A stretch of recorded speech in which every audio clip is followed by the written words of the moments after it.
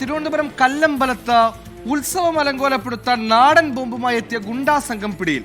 കുപ്രസിദ്ധ ഗുണ്ട വാള ബിജുവും സംഘവുമാണ് പിടിയിലായത്. പുല്ലുമുക്ക് ക്ഷേത്ര പരിസരത്ത് നിന്നാണ് ഇവരെ പിടികൂടിയത്. വിവരങ്ങളുമായി സുജിത്ത് ചേരുന്നു. സുജിത്ത്, എന്താണ് സംഭവിച്ചത്? നിരവധി ക്രിമിനൽ കേസുകളിൽ പ്രതിയായ വാള ബിജുവിനെയും ഒപ്പം പ്രശാന്ത് ജ്യോതിഷ് എന്നിവരെയുമാണ് കല്ലമ്പലം SHO പ്രൈജുവിന്റെ നേതൃത്വത്തിലുള്ള സംഘം പിടികൂടിയത്. ഇവർ കല്ലമ്പലം പുല്ലൂർമുക്കിലുള്ള ഉത്സവം നടക്കുന്ന ഒരു ക്ഷേത്രത്തിന്റെ സമീപത്ത് എത്തുകയായിരുന്നു. ഇവർ അക്രമം നടത്താനുള്ള പദ്ധതി ഇടുന്നതിനാണ് ഇവർ പിടിയിലായത്. ഈ പോലീസ് SHOയുടെ നേതൃത്വത്തിൽ നടത്തിയ പരിശോധനയിൽ ഈ സംഘം പിടിയിലാവുകയായിരുന്നു.